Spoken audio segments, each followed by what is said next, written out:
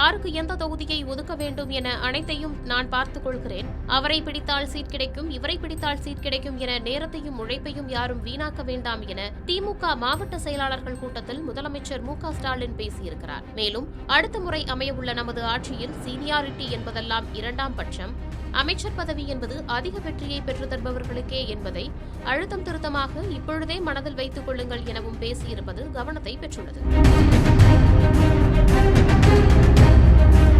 தேர்தல் முடியும் வரை யாராவது தேவையின்றி கட்சிக்குள் குழப்பமோ பிரச்சனையோ உண்டாக்கி அது என் காதுகளுக்கு வந்தால் அவர் எந்த பெரிய பொறுப்புகளில் இருந்தாலும் உடனடியாய் நடவடிக்கை பாயும் என எச்சரிக்கிறேன். தமிழ்நாட்டில் 234 தொகுதிகள் இருக்கிறது. இதில் நம்ம தொகுதியில் நடப்பது தலைவருக்கு தெரியவா போகிறது என்ற நினைப்பில் இருக்க வேண்டாம். இந்த ஸ்டாலினுக்கு 2 கண்கள் மட்டுமில்லை, 234 தொகுதிகளிலும் கண்ணும் காதும் இருக்கிறது. அத்தனை தகவலும் எனக்கு தனிப்பட்ட முறையில் வந்துடும் எனவும் நிர்வாகிகள் மத்தியில் பேசியிருக்கிறார் முதலமைச்சரும் திமுக தலைவருமான மு.க.ஸ்டாலின். அரசியல் களத்தில் நமது கையே ஓங்கியிருக்கிறது. நாம் வழங்கிய நலத்திட்டங்கள் காரணமாக பொதுமக்கள் மத்தியில் நமக்கான ஆதரவு பெருமளவு கூடியுள்ளது.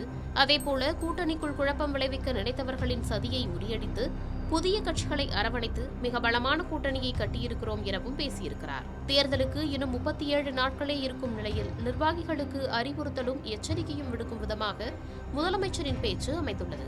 தமிழ்நாட்டிற்கு தேர்தல் தேதி அறிவிக்கப்பட்டிருக்கும் நிலையில் ஏப்ரல் 23ஆம் தேதி வாக்குப்பதிவு நாளாகவும் வாக்கு எண்ணிக்கை நாளாக மே 4ஆம் தேதியும் இருக்கிறது.